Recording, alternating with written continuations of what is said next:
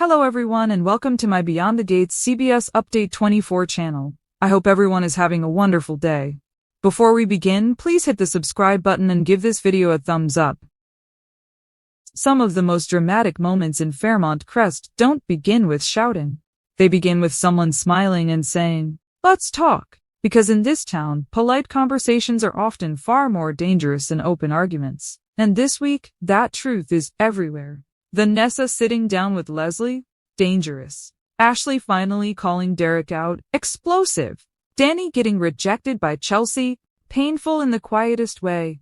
And somewhere in the middle of all that, Jacob and Smitty are still trying to survive a secret that keeps getting heavier every single day. Everyone is pretending they have control. Almost nobody actually does. Let's start there with Jacob and Smitty, because when fear starts shaping your strategy, that usually means the clock is already ticking. Jacob is done pretending this is manageable. He's past frustration. He's in that colder emotional place where people stop arguing and start calculating risk. That's more serious. Because when he tells Smitty to let the story go before someone gets hurt, he is not being dramatic. He is being realistic. There's a difference. At first, this investigation felt like purpose, a mission, something righteous. Expose the truth, protect people, bring the whole ugly system down. That sounds noble. But noble things become dangerous when real names and real families get attached. Now it's no longer abstract. Now it's Naomi worrying. Now it's Ashley unknowingly standing too close to Grayson. Now it's Smitty carrying information that could pull everyone into the blast radius. That changes the emotional math. Suddenly, truth has a cost. And Jacob, unlike Smitty, is living inside that cost every day. He knows what happens when operations stop being theory and start becoming personal. That's why his warning matters. He's not telling Smitty to quit because he lacks courage. He's telling him because courage without discipline becomes recklessness. Smitty, however, hears something else. He hears surrender. And that is not easy for someone like him. Because Smitty is driven by conviction. He believes stories matter. He believes silence protects the wrong people. He believes if you stop pushing, bad systems win. He is not wrong. But moral certainty can become dangerous when it stops respecting consequences. That's the tension between them. Jacob thinks survival first. Smitty thinks truth first. Both positions make sense. Both can destroy them. That's why his suggestion that they only communicate by phone feels so revealing. It sounds practical. It also sounds like fear finally becoming impossible to ignore, because once people start changing how they speak, where they meet, who they trust, that means the threat feels real. And then Smitty drops the next problem. Rachel. Another lab tech. Another lead. Another person connected to Grayson. Every new clue should feel like progress. Instead, it feels like another trapdoor opening. Because Grayson is already standing too close to too many worlds. Ashley's romance, Jacob's operation, the plasma ring. And now Rachel enters the picture, which means the network is wider than they hoped and probably uglier than they expected. That is never good news, especially because Jacob gets summoned for another drop at the exact same time. Timing matters in soap worlds. Nothing overlaps by accident. And Grayson noticing Jacob's questions about Rachel, that matters even more. Suspicion is often more dangerous than proof. Once someone starts wondering why you're asking certain questions, trust shifts. And in operations like this, trust is oxygen. Lose it once and everything starts collapsing. Grayson is not stupid. He may be conflicted. He may be trapped in something bigger than himself. But he notices patterns. And if he starts looking at Jacob differently, then this undercover situation becomes much more fragile. That's the real danger. A dramatic exposure, quiet suspicion. Now let's move to Ashley and Derek, because emotional history makes truth incredibly inconvenient. Derek believes he is protecting Ashley. Ashley believes he's interfering. Both probably think they're the reasonable one. That is exactly why these scenes hit so hard. Because the argument is not really about volunteering at the clinic. It is about trust and unfinished emotional business. When Grayson asks for Derek's number so he can help at the clinic, on paper, that sounds good. Responsible, community-minded, a man trying to contribute. But Derek doesn't buy it for 1 second. He rejects Grayson fast and not politely. That kind of immediate resistance usually comes from instinct. Something in Derek does not trust this man. and instincts are complicated. Sometimes they are wisdom. Sometimes they are jealousy wearing confidence as a disguise. Ashley immediately chooses the second interpretation. Of course she does. Because when an ex warns you about your current partner, the warning rarely arrives clean. It comes contaminated by history. She hears resentment. She hears possession. She hears a man who cannot stand seeing her move on. And honestly, she may not be entirely wrong. That is what makes it painful. Derek can be genuinely concerned and still emotionally tangled. Those truths are not mutually exclusive. But Ashley does not have patience for nuance right now. She has a relationship to defend. She has chosen Grayson. And once people choose love, they often become defense attorneys for behavior they would have questioned in anyone else. That is human. Not foolish. Human. She wants Derek to respect her choice. Instead, he calls Grayson sketchy. That word changes everything, because it is no longer concern. It becomes insult. And once someone insults the person you love, logic usually leaves the room. Derek lays out his reasoning. He believes Grayson was scoping out the clinic, watching, calculating. Maybe he's right. Maybe he's seeing patterns Ashley refuses to acknowledge, but because he frames it through accusation instead of compassion, she rejects the message. That's the tragedy. Sometimes people are right in the worst possible tone, and right information delivered badly often gets ignored. Ashley firing back that Derek is jealous and wants her back, that is less about certainty and more about emotional exhaustion. Because if Derek's motives are romantic, then she can dismiss everything. That is easier. If he's right, then she has to question Grayson. And questioning someone you care about is much harder than accusing your ex of bitterness. So she chooses the simpler emotional path, for now. But doubt is funny. Even when rejected, it lingers. A single accusation can sit quietly in the back of your mind and grow at 2 a.m. That's where Derek's words become dangerous. Not in the argument, after it. Meanwhile, Eva stepping in and defending the idea of accepting help from Grayson adds another interesting layer. Because Eva understands something Ashley is missing. Sometimes survival requires accepting support from imperfect people. She is less interested in emotional purity and more interested in practical outcomes. The clinic needs help. Pride does not pay bills. That perspective matters. It also highlights how different these women are approaching the same man. Ashley is focused on romance. Eva is focused on usefulness. Derek is focused on suspicion. 3 completely different readings of Grayson, and somehow all 3 could be partially true. That complexity makes him interesting. Now let's talk about the pairing nobody expected, Vanessa and Leslie. Because honestly, if someone predicted these two would end up having a real conversation, most people would have laughed. And yet here we are. Vanessa goes in expecting strategy. She leaves admitting it, I wasn't awful. That alone says a lot. Because Leslie is a woman. Most people approach like emotional weather carefully and with backup plans. She has a reputation. And reputations in Fairmont Crest arrive before introductions. Vanessa knows exactly who Leslie is supposed to be. Complicated. Messy. Untrustworthy depending on who you ask. But Vanessa also knows something else, being judged by a room full of people who think they know your story. That shared experience matters.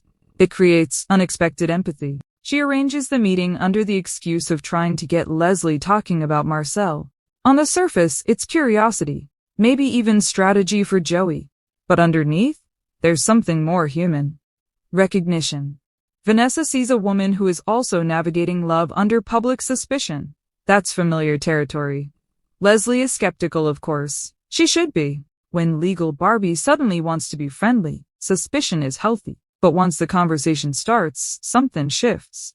Because Leslie admits something vulnerable. Marcel is leaving his wife for her. That statement is not just gossip. It is identity. It means hope, mixed with risk. It means being chosen and judged at the same time. It means wanting happiness while knowing half the room will frame you as the reason someone else lost theirs.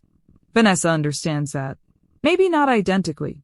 But emotionally, yes. That's why they bond. Not because they're suddenly best friends. Because they both know what it feels like to love someone while the world treats that love like evidence. That is powerful. And honestly, dangerous. Because connection built through shared defensiveness can become very strong, very fast. When two people bond over being misunderstood, they often stop questioning each other. That can lead somewhere beautiful. Or somewhere catastrophic. With Leslie, the second option is never off the table.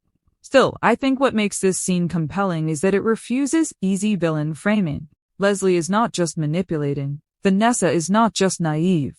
Sometimes two people with messy reputations genuinely understand each other. That truth is harder to process than simple good versus bad. And better storytelling lives there. Vanessa telling Joey later that the conversation wasn't awful feels almost funny, but it matters. Because it reveals that Leslie is not as one-dimensional as the town prefers. And Joey immediately asking if she was trying to trick him into bonding with Marcel, that says everything about Joey. He sees moves, angles. He assumes strategy because strategy is how he thinks, which raises an uncomfortable question: does he trust Vanessa emotionally, or does he just respect her ability to play the game?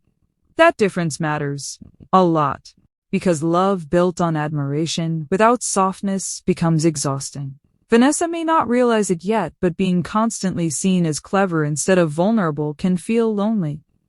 Now let's get to Danny, because rejection from your child hits differently than rejection from almost anyone else. Chelsea saying no to Danny's big fashion idea should be simple. Professional boundaries, independent branding, reasonable. But emotionally, it lands like something much bigger. Danny offers Chelsea cat placement in Tatum's upcoming show. On paper, that is support, opportunity, a mother trying to help her daughter shine. But Chelsea hears history. She hears old patterns. She hears the quiet fear that working together again could reopen wounds both of them barely learned how to close. And she's probably right, because family partnerships are never just business. Every meeting carries 10 years of emotional subtext. Every disagreement sounds older than it is. Chelsea saying they should each stand on their own is not rejection of love. It is protection of peace. That's hard for Danny, because Danny loves through involvement. She helps by stepping in. She supports by making herself useful. So when Chelsea refuses that, Danny feels distance instead of maturity. That hurts. Especially when Chelsea reminds her that their past partnerships were not exactly success stories. Truth can be gentle and still sting. Danny says she understands. Maybe she does. But understanding does not erase disappointment. That's why she needs that Andre hug afterward. Not because she is weak, because being needed is part of how she understands herself. And motherhood changes painfully when your children stop meeting you the same way. It feels like love leaving, even when it is actually growth. That's a hard emotional transition. Still, Danny does something important. She recalibrates. She allows herself to acknowledge disappointment without letting it turn into resentment. She admits that with or without Chelsea, the fashion show will still be fire. That matters, because maturity is not pretending rejection doesn't hurt. It is refusing to turn hurt into punishment. That's growth. And Danny deserves credit for it. What ties all of these stories together is surprisingly simple control. Jacob wants control over risk. Ashley wants control over her own romantic choices. Derek wants control over a situation he does not trust. Vanessa wants control over how people define her relationship. Leslie wants control over her own narrative. Danny wants control over how she stays relevant in her daughter's life. Everyone is fighting the same invisible battle. Who gets to decide what your life means? That is the heartbeat of this week. Because in Fairmont Crest, love is never just love. It is reputation, power, history, perception, survival. Ashley defending Grayson is not just romance, it is her right to choose. Vanessa talking to Leslie is not just gossip, it is identity and judgment. Chelsea rejecting Danny is not just business, it is autonomy. Jacob warning Smitty is not just strategy, it is fear disguised as leadership. Everything is layered. That is why it works. And it leaves us with the questions that matter most. Is Derek truly seeing something dangerous in Grayson, or is Ashley right that he simply cannot let go? Can Vanessa trust this strange new understanding with Leslie, or is she standing at the edge of a friendship that will cost more than she expects? And when Danny realizes her daughter no longer needs saving, only support, will that make their bond stronger, or expose how much of their relationship was built on being needed rather than simply being loved? After continuing their sisterly bonding session, Naomi and Chelsea parted ways. To talk about Madison's case, Naomi went to Bill's legal practice. Haley and Bill had a conversation before she arrived. She feigned to be aware of Lynette's numerous warning signs. Bill asked Haley to join him and Naomi for lunch at the country club as a result of their breakthrough. Leslie and Eva Ambier Michelle got into a fight at the club over Darlene Monique Mosey, Isaiah's mother. They also heard Danny and Naomi on the phone. She gave Anita's positive findings. In front of Haley, Bill addressed his ex-wife Baby with fondness as soon as he picked up the phone. Bill didn't even realize he was cringing at the time. Andre Sean Freeman and Ted Keith D. Robinson discussed their individual relationships, but mostly Nicole and Shanice Ernestine Johnson. Ted declared that he wasn't prepared for a committed relationship with Shanice. Andre was unable to identify. He claimed that even 90% of Danny was good with Bill, even though he was aware that Danny and Bill still maintained a connection. Ted and Andre also went to Danny and Andre's house where Andre consoled his spouse. Ted also handed Nicole flowers as was customary on Kat's birthday, their miracle child. Indeed, it was Kat's birthday. Kat Colby Nixon initially believed that Tomas Alex Alegria and everyone else had forgotten about it. In actuality, though, he surprised her with a party at Uptown. The Duprees and Tomas essentially took over. Ted, Andre, Nicole, Danny, and Martin Brandon Claiborne all made it to Uptown. Chelsea was also present. Kat's favorite cake, Pont Neuf, was served, and everyone was happy for her birthday as well as Anita's wonderful medical news. Unaware that the family would be there to celebrate Kat, Ava arrived. There were times of tension. Eva also shared the wonderful news regarding Anita that Kat was unaware of. In the end, Kat asked her half-sister to attend the celebration. Finally, Leslie and Haley had a conversation back at the club. Leslie reminded Haley that she had previously attempted to persuade them to work together. Bill calling Danny baby infuriated her. When Danny eventually wanted Bill back, Leslie wondered who Haley would call. Bill and Haley went to the club for brunch. She pretended to be upset about the Lynette situation, but in the end, she assured Bill that she would deal with the woman and went to see Randy at Uptown. Lynette was no longer in the picture, Randy informed her. However, he withheld all the details from his cousin. For Haley, this was a huge victory. Lynette and her Viper tactics were no longer a concern for her, but Randy gave her Lynette's phone. Jacob learned a lesson he had intended to avoid. When he disobeyed orders, Renier beat him severely. It took place after Ren received a call from Leah informing him that Rashad had been discussing altering the drop-off location. He went off book, which did not sit well with her. Martin urged Nicole to mend her broken friendship with Vanessa. Martin later showed up to meet Andre at the country club. But before Andre could arrive, he had a heated discussion with Bill, who disagreed that Martin ought to run for the Senate. Bill thought the Dupree family was surrounded by too much heat. Joey's conversation with Randy was also uncomfortable. He warned his employee that Lynette wouldn't be the only person who vanished without a trace if his drama ended very close to his door. Even though Chelsea and Kat were on the verge of having their purse line featured in a Tokyo fashion event, they were concerned that Madison's lawsuit may ruin their most recent commercial triumph. Joey, meanwhile, urged Vanessa to make amends with Nicole. The two then happened to cross paths shortly after. Despite their best efforts, Vanessa and Nicole were unable to communicate. At last, Naomi informed Danny about Bill's baby gaffe. Danny didn't remember, even though she was on the phone at the time. After listening in on the conversation, Andre told Bill, also known as Old School Hamilton, that only he was allowed to refer to Danny as baby when he noticed Bill sitting down with Martin. Thanks for watching. If you like this video, please don't forget to subscribe my channel without missing any update.